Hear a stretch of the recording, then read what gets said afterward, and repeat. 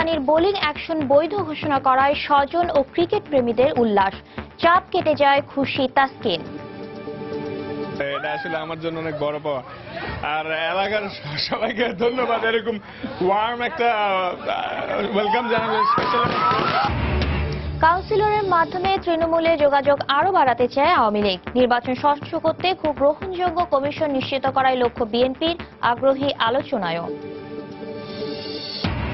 রাজধানীর কারওয়ান বাজারে বাসের চাপায় প্রাণ হারালো 9 বছরের শিশু। টঙ্গীতে বাসের ধাক্কায় আরেক বাসের হেলপার নিহত। ঢাকা বিশ্ববিদ্যালয়ে শুরু হলো প্রথম বর্ষ সম্মান শ্রেণীর ভর্তি পরীক্ষা।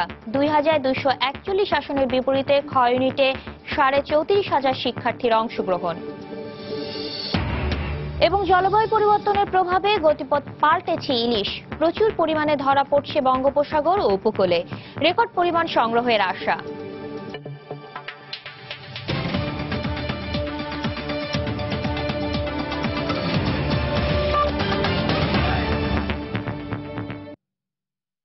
প্রবাসীর সময় সঙ্গে আছি আমি সাতিলা শারমিন। শুরুতেই ক্রিকেটের খবর। অপেক্ষার প্রহর শেষে অবশেষে এলো কাঙ্ক্ষিত সেই খবর। বাংলাদেশের স্পিড স্টার তাসকিন আহমেদ ও স্পিনার আরাফাত সানির বোলিং অ্যাকশন বৈধ ঘোষণা করেছে বিশ্ব ক্রিকেটের সর্বোচ্চ নিয়ন্ত্রক সংস্থা আইসিসি। আর এতেই আরও একবার উৎসবে মেতে উঠল বাংলাদেশের ক্রিকেট অঙ্গন।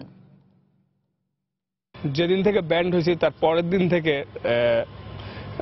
শুধু রাস্তাঘাট না, ইভেন ঘরেও নিজের কাছে নিজেকে অনেক ছোট মনে হয়েছে। বাট যদিও আমি তেমন কোনো অপরাধ করিনি, কিন্তু রাস্তায় বেরোলেও মনে হতো আমি কোনো বিশাল অপরাধ করছি। সবাই খুব উইয়ার্ড কোশ্চেন করতো, যেগুলার আসলে উত্তর দিতে গেলে খুব কষ্ট লাগতো ভিতরে। তো তাসকিনের চোখে মুখের এই আনন্দই বলে দেয় গেল কটা মাস কিভাবে কাটিয়েছেন এই স্পিড স্টার। আন্তর্জাতিক ক্রিকেটে দিব্যি খেলেছেন, ক্রিকেটের সবচেয়ে বড় মঞ্চ বিশ্বকাপেও দেশের হয়ে প্রতিনিধিত্ব করেছেন। কখনোই বোলিং অ্যাকশন নিয়ে কোনো প্রশ্ন ওঠেনি। কিন্তু ভারতে অনুষ্ঠেয় গেল ওয়ার্ল্ড টি-20তে 9 মার্চ নেদারল্যান্ডসের বিপক্ষে ম্যাচে বাংলাদেশের পেসার তাসকিন আহমেদ ও স্পিনার আরাফাত সানির বোলিং অ্যাকশন সন্দেহজনক হিসেবে রিপোর্ট করেন ম্যাচ অফিসিয়ালরা। পরবর্তীতে 19 মার্চ চেন্নাইয়ে বোলিং অ্যাকশনের পরীক্ষা দিলে তা অবৈধ ঘোষণা করে আইসিসি। ক্রিকেটের সর্বোচ্চ সংস্থার এমন সিদ্ধান্তে ক্ষোভে ফেটে পড়ে দেশের ক্রিকেট সমর্থকরা। তবে দমে যাননি তাসকিন ও সানি।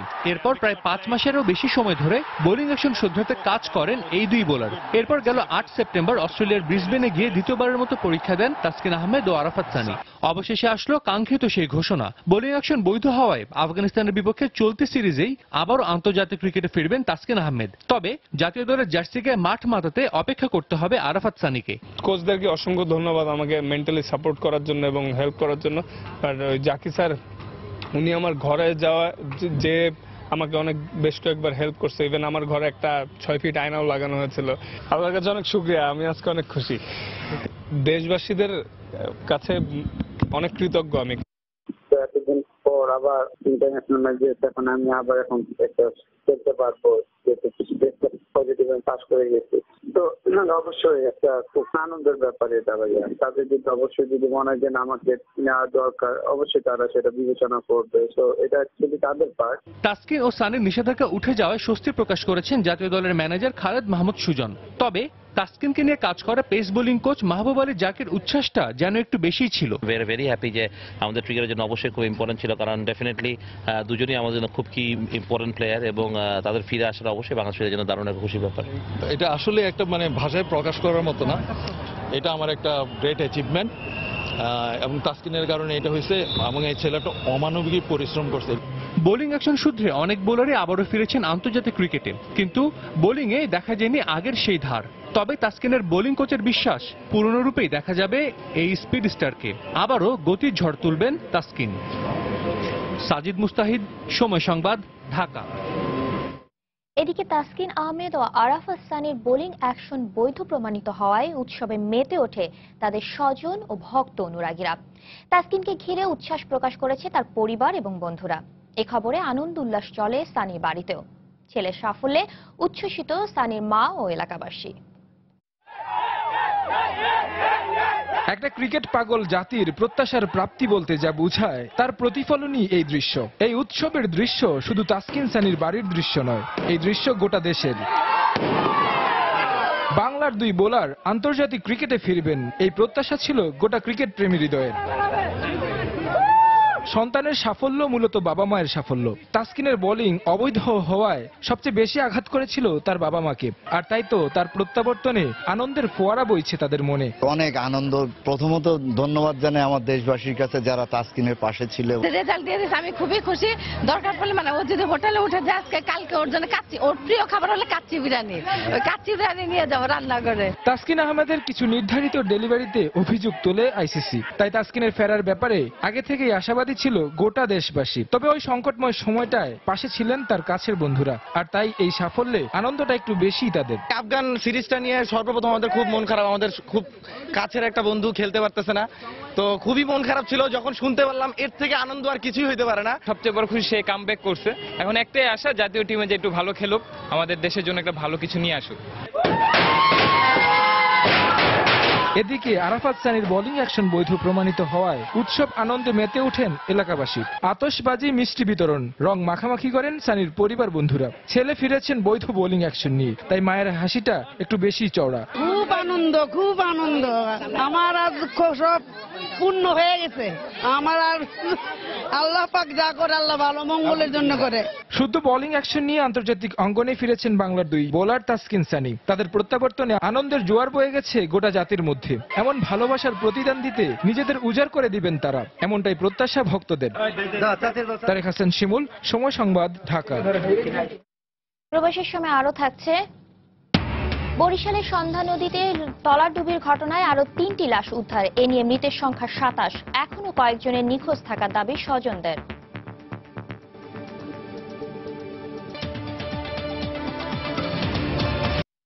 আগামী কাউন্সিলের মাধ্যমে তৃণমূলে যোগাযোগ আরও বাড়াতে চায় ক্ষমতাসীন আওয়ামী লীগ। পরবর্তী জাতীয় সংসদ নির্বাচনের জন্য আগাম প্রস্তুতির অংশ হিসেবে স্থানীয় পর্যায়ে দলকে আরও শক্তিশালী করতে মাঠে নামছেন নেতারা। এদিকে ভোটের প্রস্তুতি নয়, গ্রহণযোগ্য কমিশন আর স্বচ্ছ নির্বাচন প্রক্রিয়া নিশ্চিত করাকেই এই মুহূর্তে বেশি জরুরি মনে করছে সংসদের বাইরে থাকা রাজনৈতিক দল বিএনপি। ঐকমত্যকে প্রাধান্য দিয়ে নির্বাচনের ব্যবস্থা হলে তাতে অংশ নিতে আপত্তি নেই দলটির। বিস্তারিত জানাচ্ছেন সালাউদ্দিন সুমন। 2014 সালের 5 জানুয়ারি অনুষ্ঠিত হয় 10ম জাতীয় সংসদ নির্বাচন। দলীয় সরকারের অধীনে নির্বাচনের বিরোধিতা করে এতে অংশ নেওয়া থেকে বিরত থাকে দেশের অন্যতম বৃহৎ রাজনৈতিক দল বিএনপি। এই নির্বাচনের মাধ্যমে গঠিত সরকারের বৈধতা নিয়ে শুরু থেকেই প্রশ্ন তুলে আসছে দলটি। তবে সাংবিধানিক বাধ্যবাধকতার বিষয়টি তুলে ধরে নির্বাচনের সপক্ষে ব্যাখ্যা দিয়ে আসছে ক্ষমতাসীন দল আওয়ামী লীগ। রাজনীতির এমন অবস্থায় গত জুলাই মাসে আওয়ামী লীগ সভানেত্রী ও প্রধানমন্ত্রী শেখ হাসিনা পরবর্তী নির্বাচনের প্রস্তুতি নিতে দলীয় নেতাদের নির্দেশ দেন। এরপর কেন্দ্রীয় কাউন্সিল অনুষ্ঠানের প্রস্তুতির পাশাপাশি তৃণমূলে যোগাযোগ বাড়িয়ে দেয় দলটি। সম্প্রতি নির্বাচন কমিশন পুনর্গঠনের বিষয়টি সামনে আসায় এ নিয়ে আরো বেশি তৎপর দলের নেতারা। আমাদের তৃণমূল পর্যায় থেকে সংগঠন ঢেলে সাজানো হয়েছে। আমাদের এখন কেন্দ্রীয় জাতীয় সম্মেলন হবে। এই সম্মেলনের মধ্যে দিয়ে আমরা দলকে আরো গতিশীল আমরা দেখতে পাবো, যেটা আমাদের আগামী জাতীয় সংসদ নির্বাচনের জয়লাভ করার ক্ষেত্রে সহায়ক ভূমিকা রাখবে। সুষ্ঠু নির্বাচন অনুষ্ঠানে গ্রহণযোগ্য নির্বাচন কমিশন গঠন করা হবে বলে আশাবাদ ব্যক্ত করলেন ক্ষমতাসীন দলের এই নেতা। এবারও চাইব যে মাননীয় রাষ্ট্রপতি এমন পদক্ষেপ নেবেন যাতে নির্বাচন কমিশন একটা গঠনের প্রক্রিয়াটা সকলের কাছে যাতে গ্রহণযোগ্য হয়। একটা জাতীয় ঐক্যমতের প্রয়োজন আছে এবং সেটা নিয়ে প্রথমে আমাদেরকে এগোতে হবে। সেই পরিপ্রেক্ষিতে আলাপ আলোচনা হবে এবং সেই আলোচনার পরিপ্রেক্ষিতে যে সিদ্ধান্তগুলো হবে যেটা জাতির কাছে গ্রহণযোগ্য সিদ্ধান্ত হতে হবে। নির্বাচনের প্রস্তুতির চেয়ে স্বচ্ছ কমিশন গঠনকে গুরুত্বপূর্ণ বলে অভিহিত করলেন বিএনপির এই নেতা। তিনি জানালেন কমিশন গ্রহণযোগ্য হলে নির্বাচনে যাবে তার দল। যেই সরকার একটি নিরপেক্ষ গ্রহণযোগ্য অংশীদারিত্বমূলক নির্বাচন দিতে পারবে সেরকম একটা সরকার থাকতে হবে। আমি যেই নামে তাকে ডাকুন। নির্বাচন অবাধ সুষ্ঠু হলে আগাম প্রস্তুতি ছাড়াই বিএনপি ভোটের লড়াইয়ে এগিয়ে থাকবে বলেও প্রত্যয় ব্যক্ত করেন তিনি। প্রস্তুতির প্রয়োজন নাই। সালাউদ্দিন সুমন, সময় সংবাদ, ঢাকা। একটি গ্রহণ। এদিকে মধ্যবর্তী নির্বাচন নয়, আওয়ামী লীগ আগামী নির্বাচন নিয়ে প্রস্তুতি নিচ্ছে বলে মন্তব্য করেছেন সড়ক পরিবহন ও সেতু মন্ত্রী ওবায়দুল কাদের। শুক্রবার সকালে নোয়াখালীতে সাংবাদিকদের তিনি কথা বলেন। এ সময় তিনি দুর্নীতির মামলায় অভিযুক্ত সংসদ সদস্যদের বিষয়েও কথা বলেন। আগাম মধ্যবর্তী এসব চিন্তা ভাবনা সরকারেও নেই, আমাদের দলেও নেই। আমরা এখন আমাদের দলের কাউন্সিলের প্রস্তুতি শুরু করেছি। আগামী নির্বাচনের প্রস্তুতি আমরা নিতে শুরু করেছি। 5 বছর যেদিন পূর্তি হবে তার আগের 3 মাসের মধ্যে যে কোনো সময় ইলেকশন। কাউন্সিলের মধ্য দিয়ে আওয়ামী লীগ আরো শক্তিশালী হবে বলে মন্তব্য করেছেন স্বরাষ্ট্রমন্ত্রী আসাদুজ্জামান খান কামাল। শুক্রবার সকালে রাজধানীর ধানমন্ডিতে আওয়ামী লীগ সভানেত্রীর কার্যালয়ে কাউন্সিল প্রস্তুতি সভায় তিনি কথা বলেন। এ সময় তিনি বলেন, সরকারের আন্তরিক চেষ্টায় বাংলাদেশ উন্নয়নের দিকে এগিয়ে যাচ্ছে। বাংলাদেশে আওয়ামী লীগের কাউন্সিল হবে, এইটাই হলো সবচেয়ে বড় কথা। যেটার নিরাপত্তার জন্য, ডিসিপ্লিন রক্ষার জন্য ব্যবস্থা একের পর এক করছে, এটার মধ্যে কঠোর দৃষ্টি রাখব। এই কাউন্সিলের মধ্যে দিয়ে বাংলাদেশ আওয়ামী লীগ আরো শক্তিশালী হবে। যেই স্লোগানটি আসছে যে আমাদের নেতার নেতৃত্বে বাংলাদেশ আজকে শুধু রোল মডেল না, একটা উন্নয়নের মহাসড়কে আজকে উপস্থিত হয়েছে। শিশু পার্ক রেখেই ঐতিহাসিক সোহরাওয়ার্দী উদ্যানে মুক্তিযুদ্ধের স্মৃতি সংরক্ষণের উদ্যোগ নেওয়া হচ্ছে বলে জানিয়েছেন গৃহায়ণ ও গণপূর্ত মন্ত্রী ইঞ্জিনিয়ার মোশাররফ হোসেন। আগামী 22 ও 23 অক্টোবর আওয়ামী লীগের জাতীয় সম্মেলন উপলক্ষে শুক্রবার বিকেলে সোহরাওয়ার্দী উদ্যানের মঞ্চ ও সাজসজ্জা প্রস্তুতি পরিদর্শন করতে যান মন্ত্রী। এ সময় তিনি বলেন, দৃষ্টান্ত গড়তে এবার আওয়ামী লীগের জাতীয় সম্মেলনের প্রস্তুতি অনেক আগে থেকেই শুরু করা হয়েছে। দলের সব নেতাকর্মীকে সম্মেলন সফল করতে প্রস্তুত থাকার আহ্বান জানান মন্ত্রী।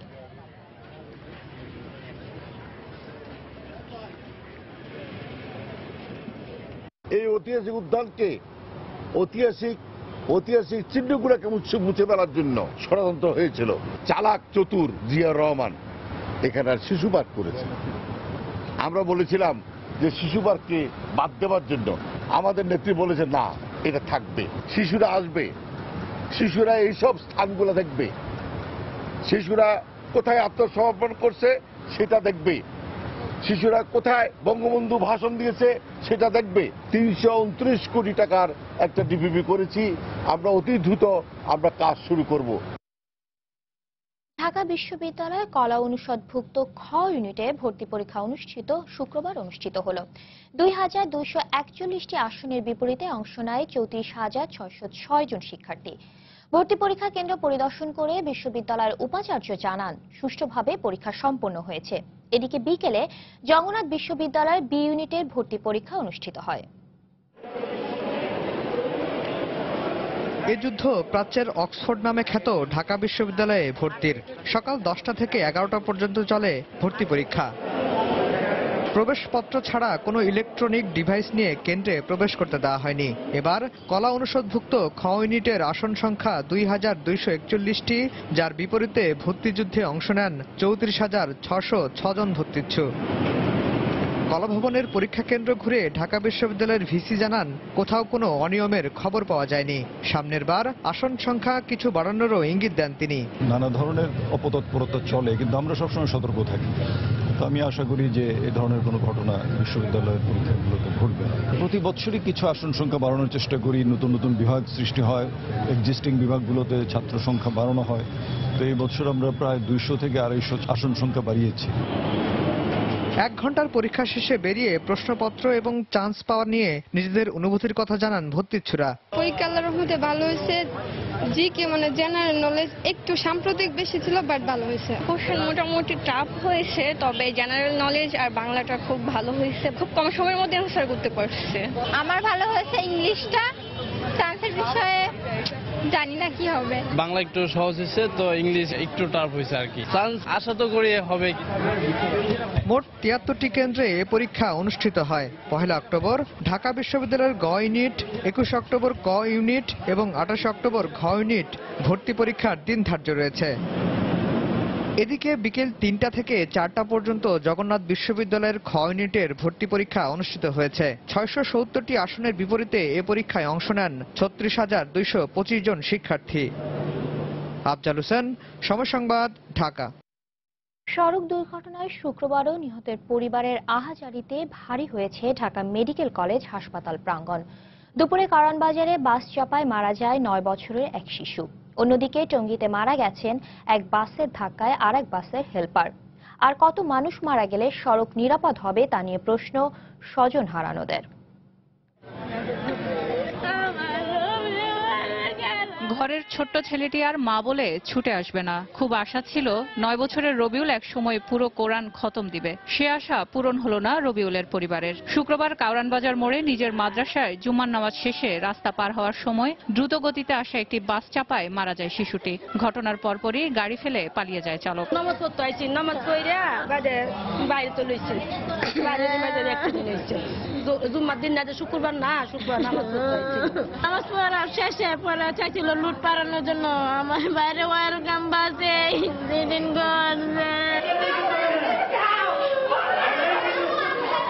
এদিকে টঙ্গীতে পৃথক আরেকটি দুর্ঘটনায় মারা যান সিকান্দার নামে এক বাসের হেলপার। পরিবারের স্বজনরা জানান, কাজ করার সময় বাসের বাইরে হঠাৎ মাথা বের করলে পেছন থেকে আসা আরেকটি বাসের আঘাতে তার মাথা থেতলে যায়। এতে ঘটনাস্থলেই মারা যান সিকান্দার। ঘটনার পরপরই একটি গাড়ি মতিঝিল ও আরেকটি গাড়ি গোলাপবাগ থেকে আটক করেছে পুলিশ। বাস আটক আছে, আমরা বাস কর্তৃপক্ষকে যার প্রকৃত মালিক তাদের কল করব। তারপরে যারা বাদী আছে, ওই বাদীর মা আছে, ভিকটিমের মা আছে, মৃত্যুর মা আছে, ওনার সাথে কথা বলে আমরা সিদ্ধান্ত জানাবো। দুর্ঘটনা রোধে ফাঁকা রাস্তায় বেপরোয়া গাড়ি চালানো বন্ধ করার পাশাপাশি পথচারী পারাপার ও রাস্তার নিয়মকানুন মানার বিষয়ে সকলের বিশেষ দৃষ্টি দেওয়া প্রয়োজন বলে জানায় পুলিশ। সেলিয়া সুলতানা, সময় সংবাদ, ঢাকা। সড়ক দুর্ঘটনা রোধে প্রয়োজন সর্বশেষ 5 বছরের সড়কের দুর্ঘটনার তথ্য উপাত্ত। কিন্তু ব্ল্যাক স্পট ট্রিটমেন্টে সরকার যে রিপোর্টের উপর ভিত্তি করে কাজ করছে তা 1998 থেকে 2009 সাল পর্যন্ত। পরিবহন বিশেষজ্ঞরা বলছেন, এরই মধ্যে পরিবর্তন হয়েছে সড়কে দুর্ঘটনার গতি ও প্রকৃতি ও স্থানের। বুয়েটের অ্যাক্সিডেন্ট রিসার্চ ইনস্টিটিউট ARI বলছে, এ বিষয়ে বারবার চিঠি দেওয়ার পরও নতুন তথ্য নিয়ে কাজ শুরু করেনি সড়ক পরিবহন মন্ত্রণালয়। সেলিয়া সুলতানার রিপোর্ট।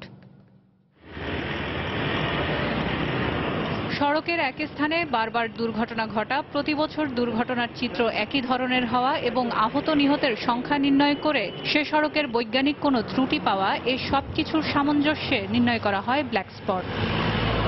1998 সাল থেকে 2009 সাল পর্যন্ত সড়ক দুর্ঘটনার তথ্য উপাত্ত নির্ণয় করে অ্যাক্সিডেন্ট রিসার্চ ইনস্টিটিউট নির্ধারণ করে 209টি black spot. Improvement of road safety act black spot on national highway নামে এই প্রকল্পে 2014 সালে অনুমোদন দেয় একনেক। সেখানে নির্ধারণ করা হয় 144টি ব্ল্যাক স্পট, বরাদ্দ 165 কোটি টাকা। ততদিনে অনেক বাঁকা সড়ক যেমন সরল হয়েছে, তেমনি পরিধিও বেড়েছে অনেক সড়কের। পরিবর্তন ঘটেছে দুর্ঘটনার মূল স্থান। 98-এ 110 কিলোমিটার যেই পয়েন্টটাকে বলা হতো, এখন কিন্তু সেই পয়েন্টটা এখন আর নাই।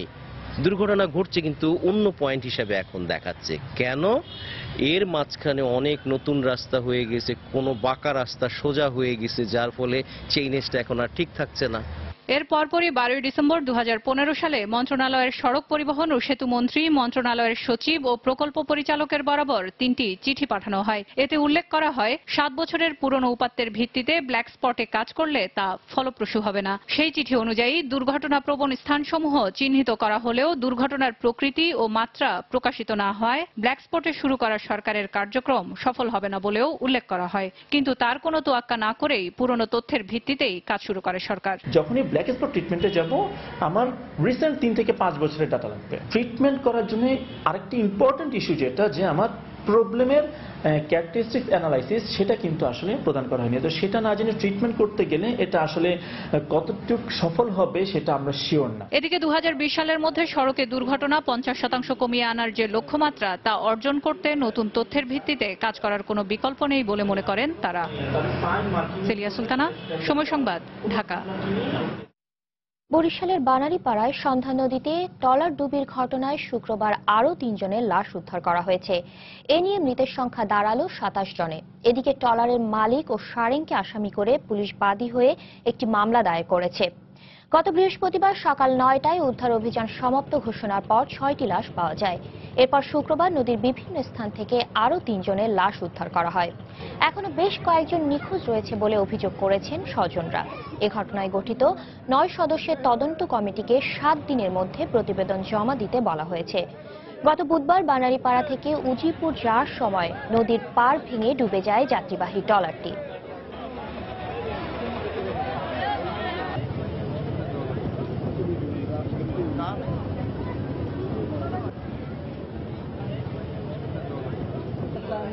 আমরা সংবাদ পাওয়া পর্যন্ত যেখানেই সংবাদ পাই আমরা পৌঁছে যাই, গিয়ে আমরা ওগুলি রিকভার করি এবং এগুলি আমরা তাদের ওয়ারিসদের কাছে পৌঁছে দিই।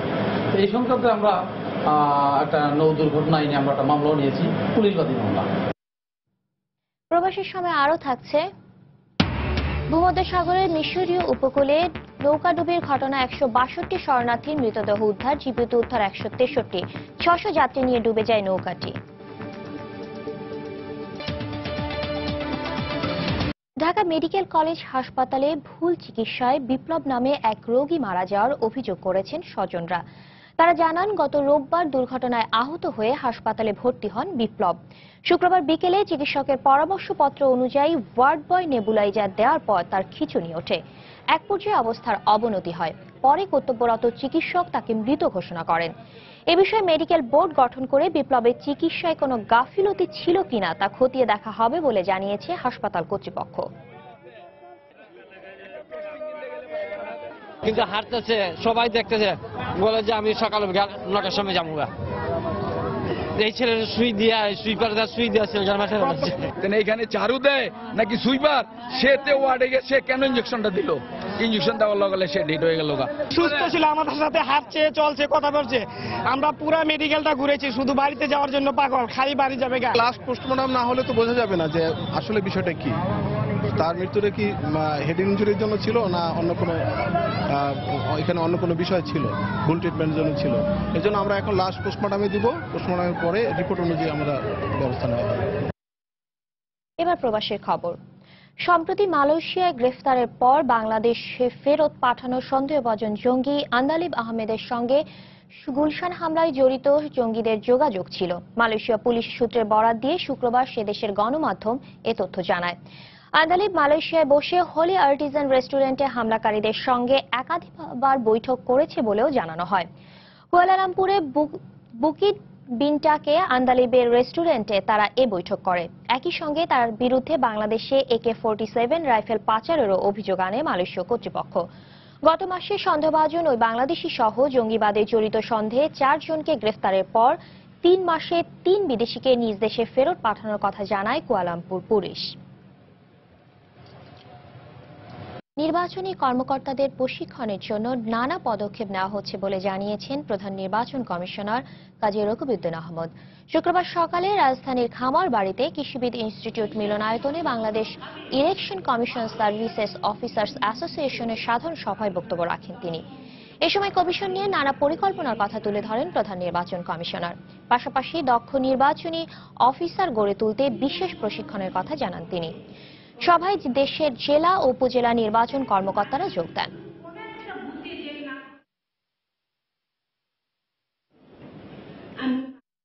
সাভারের চামড়া শিল্প নগরী পরিদর্শন করে কাজের অগ্রগতিতে সন্তোষ প্রকাশ করেছে পরিবেশবাদী সংগঠনগুলো। শুক্রবার সকালে সাভার শিল্প নগরীর কাজের অগ্রগতি পরিদর্শনে যায় বিভিন্ন পরিবেশবাদী সংগঠনের কর্মকর্তারা। কারখানা স্থানান্তরে ট্যানারি মালিকদের গাফিলতিকে দায়ী করছেন তারা। এজন্য শিল্প কারখানা দ্রুত স্থানান্তরের ব্যাপারে সরকারকে এগিয়ে আসার আহ্বান জানান তারা। ক্রোমিয়ামযুক্ত বর্জ্য শোধনের জন্য সিইটিপি প্রস্তুত বলে জানিয়েছেন প্রকল্প পরামর্শক। ট্যানারি থেকে যে বর্জ্য আসছে তা শোধন করেই নিষ্কাশন করা হবে বলেও জানান সংশ্লিষ্টরা। অগ্রগতিটা একটা পর্যায় পর্যন্ত চলে এসছে, যে পর্যায়ে আসলে স্থানান্তর প্রক্রিয়াটা শেষ হয়ে যাওয়ার কথা, কারণ এটা দুটো জিনিস কানেক্টেড। ওনারা যদি সমস্ত কিছু রেডি করে ফেলেন কিন্তু বর্জ্য না আসে, এই যে রেডি করলেন এটা পুরোটা জিনিস শেষ হয়ে যাবে। স্থানান্তর প্রক্রিয়াটা অনতিবিলম্বে শেষ হয়ে যাওয়া উচিত, যেটা স্থাপিত সকল জিনিস চালু করা ত্বরান্বিত। প্রশান্ত মহাসাগরে এল নিনোর প্রভাবে ইলিশ মাছ গতিপথ পাল্টে বঙ্গোপসাগরমুখী হওয়ায় বাংলাদেশের উপকূল এবং সমুদ্রে প্রচুর পরিমাণে ইলিশ মাছ ধরা পড়ছে। প্রতি 14 থেকে 15 বছর অন্তর এ ধরনের পরিস্থিতি সৃষ্টি হয় বলে জানিয়েছেন সমুদ্র বিশেষজ্ঞরা। এর ফলে চলতি বছর ইলিশ মাছ ধরার পরিমাণ এ যাবৎকালে সব রেকর্ড ছাড়িয়ে যাবে বলে আশা করছে মৎস্য অধিদপ্তর। শুধু চট্টগ্রামের 5টি উপজেলায় এবার 8,000 টন ইলিশ সংগ্রহের লক্ষ্যমাত্রা নির্ধারণ করা হলেও তা 10,000 টন ছাড়িয়ে যাবে বলে ধারণা করা হচ্ছে। বিস্তারিত জানাচ্ছেন কমল দে। পুরো বছর জুড়ে সাগরে ইলিশ মাছ পাওয়া গেল আগস্ট থেকে নভেম্বর পর্যন্ত 4 মাসকে ধরা হয় ইলিশের ভরা মৌসুম। চট্টগ্রামের উপকূলবর্তী উপজেলা বাঁশখালী, আনোয়ারা, সীতাকুণ্ড, মিরেশ্বরাই এবং সন্দ্বীপে 2014 সালে 2000 মেট্রিক টন এবং 2015 সালে 2731 মেট্রিক টন ইলিশ ধরা পড়ে। সে অনুযায়ী এবার বছরের শুরুতে লক্ষ্যমাত্রা নির্ধারণ করা হয়েছিল 3000 মেট্রিক টন, কিন্তু ভরা মৌসুমের প্রথম মাসে ধরা পড়েছে 3500 মেট্রিক টনের বেশি ইলিশ মাছ, যে কারণে আরো 2 দফা বাড়িয়ে এখন লক্ষ্যমাত্রা নির্ধারণ করা হয়েছে 8000 মেট্রিক টন। জেলেরা জাটকা ধরা থেকে বিরত থাকছে, বড় ট্রলারগুলো মাছ ধরা থেকে বিরত থেকেছে, জন্য মৎস্য সংরক্ষণ আইন এবং আমাদের প্রচেষ্টা থেকেই মাছটা বেশি পাওয়া যাচ্ছে। মাছের বাজারগুলো এখন ইলিশ মাছে ভরপুর, চাহিদার তুলনায় সরবরাহ বেশি হয়, দামও অনেক কম। সরবরাহ এবং প্রচুর এবং দামও অনেক কম। গত বছর যে মাছ 40,000 টাকা মন 1000 টাকা কেজি বিক্রি করছে, এখন 700 টাকা কেজি। গত কয়েক বছর ইলিশ মাছের অনেকটা আকাল চলল, চলতি বছর সব রেকর্ড ভঙ্গ করেছে। শুধু চট্টগ্রাম নয়, দেশের সবগুলি উপকূলীয় এলাকার চিত্র একই রকম। এল নিনোর প্রভাবে বঙ্গোপসাগরের সমুদ্রের পানির তাপমাত্রা বেড়ে যায় এবং লবণাক্ততা বেড়ে যায়, যার ফলে ঠিক এল নিনো বছরগুলোতে এই বড় পরিমাণ এবং প্রচুর পরিমাণ ইলিশ আছে। ইলিশকে মাইগ্রেন্ট প্রজাতির মাছ হিসেবে ধরা হয়, যে কারণে প্রজনন মৌসুমে ডিম পাড়ার জন্য ইলিশ মাছের ঝাঁক গভীর সাগর থেকে নদীর দিকে চলে আসে। তাই ডিম পাড়ার সময় মা ইলিশ রক্ষার্থে আগামী 12 অক্টোবর থেকে 22 অক্টোবর পর্যন্ত 10 দিন ইলিশ ধরা নিষিদ্ধ করেছে সরকার। কমল দে, সময় সংবাদ, চট্টগ্রাম। ঈদুল আজহার টানা ছুটিতে গত এক সপ্তাহে কক্সবাজারের পর্যটন সংশ্লিষ্টরা 500 কোটি টাকার ব্যবসা করেছেন। চাঙ্গাভাব ফিরে আসায় দারুণ খুশি ব্যবসায়ীরা। চেম্বার অফ কমার্সের নেতারা মনে করছেন, কক্সবাজারে বহুমাত্রিক পর্যটন শিল্পের বিকাশ ঘটানো গেলে পর্যটক আগমন ও সরকারের রাজস্ব আদায় বাড়বে। সুজাউদ্দিন রুবেলের তথ্য, মোহাম্মদ ফরাজের ছবি নিয়ে ডেস্ক রিপোর্ট। ঈদুল আজহার ছুটিতে কক্সবাজার সমুদ্র সৈকত ভ্রমণে আসেন দেশের বিভিন্ন প্রান্ত থেকে হাজার হাজার পর্যটক। তাদের পদচারণায় মুখরিত হয়ে ওঠে সৈকতের প্রতিটি পয়েন্ট ও পর্যটন স্পটগুলো। এখানকার হোটেল, মোটেল, গেস্ট হাউস ও রিসোর্টগুলো পর্যটকে কানায় কানায় পূর্ণ। 2 শতাধিক রেস্তোরাঁও ছিল জমজমাট। হোটেল ও রেস্তোরাঁ কর্তৃপক্ষ বলছে, এখনো পর্যটক আগমন অব্যাহত থাকায় ব্যবসা খুবই ভালো হচ্ছে।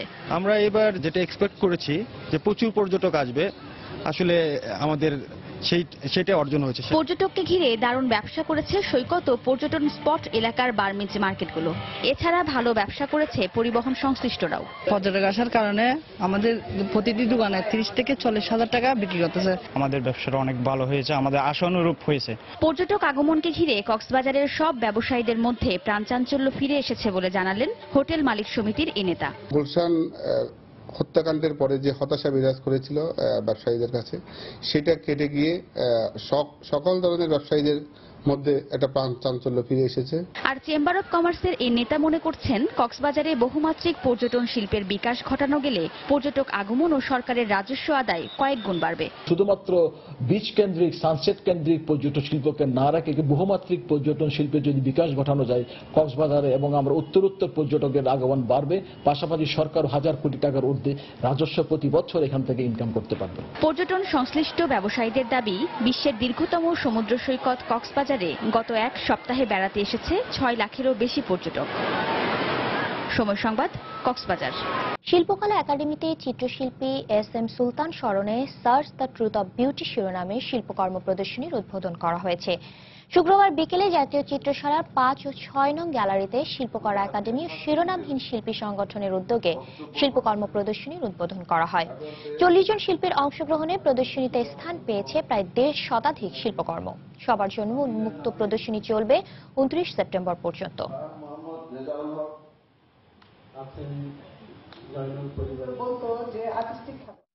দেশের বাইরের খবর। ভূমধ্যসাগরের মিশরীয় উপকূলে নৌকাডুবির ঘটনায় এখন পর্যন্ত 162 শরণার্থীর মৃতদেহ উদ্ধার করা হয়েছে। এছাড়া 163 জনকে জীবিত উদ্ধার করা হয়েছে বলে জানিয়েছে মিশরের স্বরাষ্ট্র মন্ত্রণালয়। উদ্ধারকৃতরা জানিয়েছেন, গত বুধবার ইউরোপে প্রবেশের উদ্দেশ্যে বন্দরনগরী রোসেটা থেকে প্রায় 600 যাত্রী নিয়ে রওনা হয় নৌকাটি। 12 কিলোমিটার পথ পাড়ি দেবার পর নৌকাটি ডুবে যায়। যাত্রীদের বেশিরভাগই ছিলেন মিশরীয় নাগরিক। এছাড়া সিরিয়া, সুদান, ইথিওপিয়া আর সোমালিয়ার বেশ কয়েকজন নাগরিকও নৌকাটিতে ছিলেন। উদ্ধারকৃতরা অভিযোগ করেছে, পর্যাপ্ত লাইফ জ্যাকেট না থাকা সত্ত্বেও নৌকায় অতিরিক্ত মানুষ ওঠানো হয়।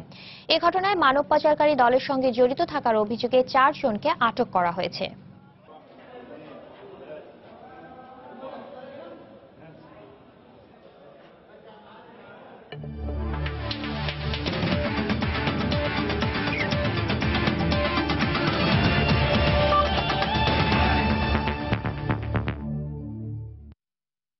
খেলার খবর, আফগানিস্তান ও বিসিবি একাদশের প্রস্তুতি ম্যাচের খবর।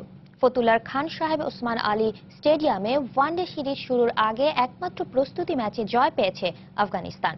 শুক্রবার বিসিবি একাদশকে ৬৬ রানে হারিয়েছে আফগানরা। টস হেরে ব্যাট করতে নেমে ২৩৩ রানের মাঝারি সংগ্রহ পায় আফগানিস্তান। জবাবে ব্যাট করতে নেমে মোসাদ্দেক সৈকতের হাফ সেঞ্চুরির পরও ১৬৭ রানে গুটিয়ে যায় বিসিবি একাদশ। আফগান অফ স্পিনার মোহাম্মদ নবীর দুর্দান্ত ডেলিভারিটা ব্যাটে লাগাতে পারলেন না মোসাদ্দেক হোসেন সৈকত। বোল্ড হয়ে ফিরলেন প্যাভিলিয়নে। জয়ের একটু আধটু আশাও যেন একেবারে ধূলিসাৎ হলো সেখানেই। কিন্তু বিসিবি একাদশের ব্যাটসম্যানদের মাথা নোয়ানো পারফরম্যান্সের মাঝেই ময়মনসিংহের এই ক্রিকেটার ৭৬ রানের ইনিংসে জানিয়ে রাখলেন নিজের আগমনী বার্তা। এর আগে দলীয় ৩৯ রানে অভিজ্ঞ ৪ ব্যাটসম্যান ইমরুল কায়েস, ইনামুল হক বিজয়, সাব্বির রহমান ও লিটন দাসের উইকেট হারালে ২৩৪ রানের মাঝারি মানের টার্গেটটাই হয়ে উঠেছিল দুর্গম এক পাহাড়। তবে অনূর্ধ্ব ১৯ বিশ্বকাপে টুর্নামেন্ট সেরার পুরস্কার জেতা মেহেদী হাসান মিরাজকে সঙ্গে নিয়ে সৈকতের ৫৬ রানের জুটিতে কিছুটা সামলে ওঠে বিসিবি একাদশ। মিরাজ রান আউট হয়ে ফিরলে সে আশাও ফিকে হয়ে যায়। শেষ দিকে শুভাগত হোমের ৩৪ রানে ব্যবধানটাই শুধু কমেছে। দিনের শুরুতে টস জিতে আফগানিস্তানকে ব্যাটিংয়ে পাঠায় বিসিবি একাদশ। ৪৭ রানে মারকুটে শাহজাদ, নওরোজ মঙ্গল ও রহমত শাহর উইকেট তুলে নেন রনি শুভাশিসরা। কিন্তু এরপরই এক প্রান্তে যেন গেড়ে বসেন হাসমতুল্লাহ শাহিদি। ৬৯ রানের ইনিংসে ভালো সংগ্রহের ভিতটা গড়ে দেন এই বাঁহাতি ব্যাটসম্যান। আর তার সঙ্গে অধিনায়ক স্তানিক জায়ের ৩১, রশিদ খানের ৩০ ও মিরওয়াইস আশরাফের অপরাজিত ৩২ রানে শেষ পর্যন্ত ২৩৩ রানের সংগ্রহ পায় আফগানরা। বিসিবি একাদশের পক্ষে পেসার আলাউদ্দিন বাবু ও স্পিনার মিরাজ ৩টি করে উইকেট তুলে নেন। জবাবে ব্যাটসম্যানদের ব্যর্থতায় ১১ ওভার ৫ বল বাকি থাকতে ১৬৭ রানেই গুটিয়ে যায় বিসিবি একাদশ। ৪ উইকেট তুলে নিয়ে আফগান স্পিনার মোহাম্মদ নবী ধসিয়ে দেন বিসিবি একাদশের ব্যাটিং লাইন আপ। ২ বছর আগে এশিয়া কাপে আফগানিস্তানের বিপক্ষে এই ভেন্যুতেই হেরেছিল বাংলাদেশ জাতীয় ক্রিকেট দল। এবার জাতীয় দল না হলেও বিসিবি একাদশ হারলেও সেই একই ভেন্যুতে। এক মোসাদ্দেক হোসেন সৈকত ছাড়া আলো দেখাতে পারেননি কেউই। এটি তো ৩ ম্যাচ সিরিজের আগে বাংলাদেশ দলের জন্য একটি সতর্কবার্তাই হয়ে থাকলো। নারায়ণগঞ্জের ফতুল্লা খান সাহেব ওসমান আলী স্টেডিয়াম থেকে মাকসুম আলম খান, সময় সংবাদ। এ পর্যায়ে শীর্ষ সংবাদ জানিয়ে দিচ্ছি আরেকবার।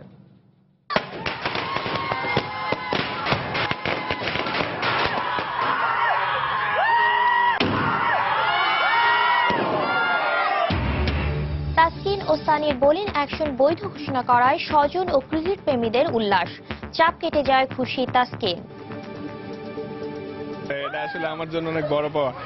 আর এলাকার সবাইকে ধন্যবাদ, এরকম ওয়ার্ম একটা ওয়েলকাম জানানো। কাউন্সিলের মাধ্যমে তৃণমূলে যোগাযোগ আরও বাড়াতে চায় আওয়ামী লীগ। নির্বাচন স্বচ্ছ করতে গ্রহণযোগ্য কমিশন নিশ্চিত করাই লক্ষ্য বিএনপির, আগ্রহী আলোচনায়ও।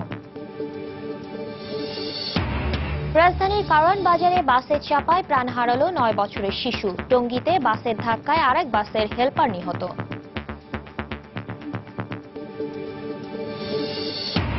ঢাকা বিশ্ববিদ্যালয়ে শুরু হলো প্রথম বর্ষ সম্মান শ্রেণীর ভর্তি পরীক্ষা। ২২৪১ আসনের বিপরীতে খ ইউনিটে ৩৪,৫০০ শিক্ষার্থীর অংশগ্রহণ।